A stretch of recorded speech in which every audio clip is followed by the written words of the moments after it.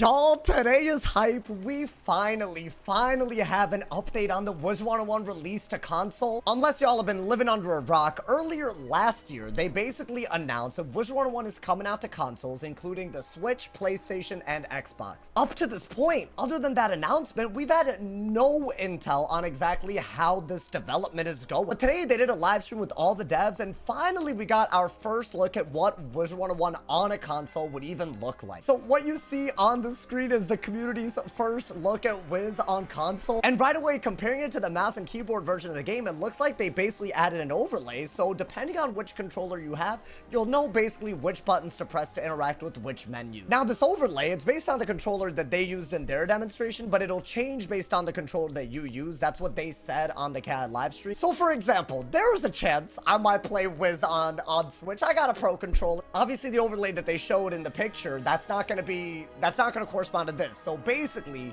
depending on which controller you use, that overlay will be different. Now, I think a big concern for a lot of people, including me, this is a game that's basically now been on mouse and keyboard for 15 years. How portable is it? How easy is it to actually play seamlessly on a controller? And y'all, I'm just gonna say this very early gates because, you know, they haven't really finished this yet. It looks quite usable. They've essentially divided the game into a bunch of menus so that you can basically use the bumpers and triggers that most controllers come with in order to open up a bunch of menus. So for example, the left trigger, it opens up the crown shop, the friends list, dialogue. The right trigger, it opens up your event tab, so you can basically interact with whatever's happening or work on your, you know, scroll of fortune. And then they also have a few radial menus. One's for like navigation, one's for interacting with your pet, and another one simply for emoting. As far as movement and like interacting with NPCs, also seems very easy. It's literally just the left stick and the main buttons. You basically can do everything in the game without even interacting with the bumpers and triggers. Now, not only does it actually look very usable, especially for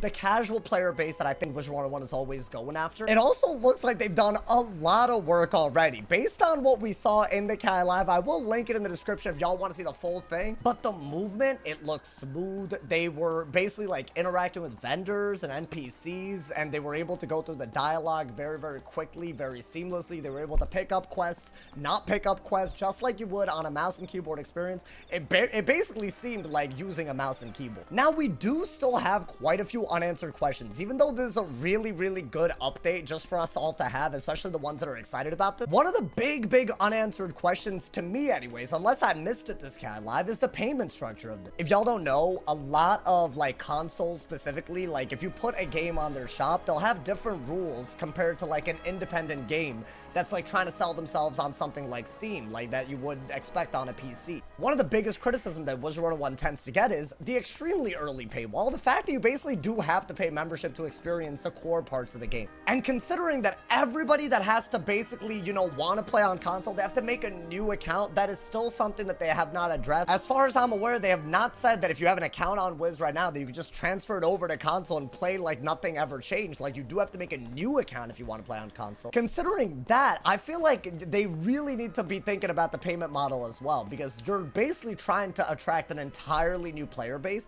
It could be time to correct some of the mistakes that have held back the game in the past. I'm gonna be honest, y'all, my dream scenario is that this console release goes well enough to increase the player base so much that they can actually make enough money off of cosmetics and other microtransactions and membership instead of requiring membership to basically play the game. I don't even want them to get rid of membership. I just don't want membership to be a requirement to quests. That's all I would personally like to see, and I'm hoping that a successful console release gets them there.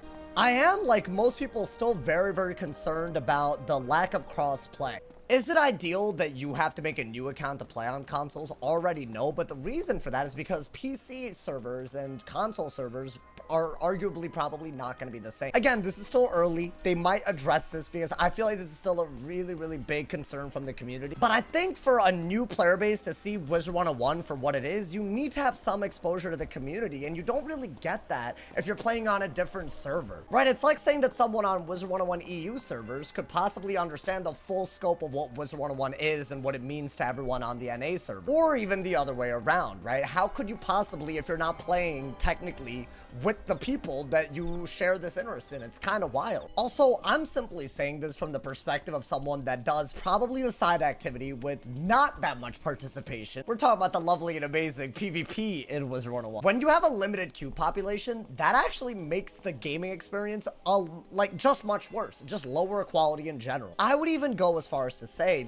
let's say that you had maybe half the number of people that played Wiz right now, entire side activities like pet hatching, beast moon, PvP, anything that involves doing something with other people, any one of those activities, they would be greatly affected. So having a different server, it does come with a lot of other issues as well. It's not just about getting a feel for the game. It's about side activities that rely on a certain amount of people to play. Are they going to get that population of people, especially if there's an early paywall, especially if you have to recreate your wizard just to play on these servers? I don't want to go as far as to say that it's a make or break, but this looks so much more polished than I thought. I still think if they can at all make this a priority, I really think they should. I think that and the payment model that they still haven't really revealed too much about, probably because not much is known about it. Those are still the big remaining questions for me. Now, obviously, the other big part of this is how is combat going to work on Wizard101 on console? And they did say on this CAD Live that they are going to be revealing more, so there will be even more information that we have very soon.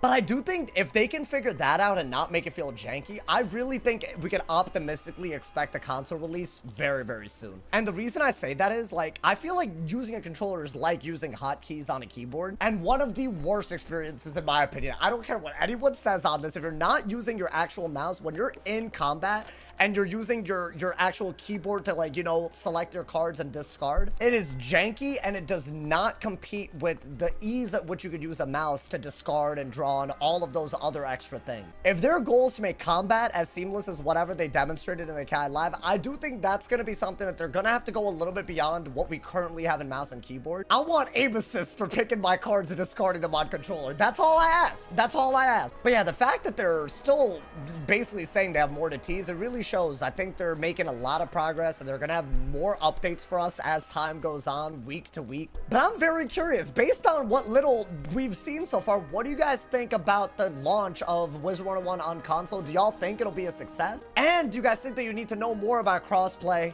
and the payment model to even have an opinion on this? Because I think that's kind of still where I'm at, even though I'm getting more optimistic. Let me know y'all's thoughts in the comments. Drop a like if you enjoyed. Leave us a review. Y'all, regardless of how this turns out, I can't help but be excited. I hope you guys share those same feelings. I look forward to reading all of y'all's comments. Stay awesome. See y'all soon.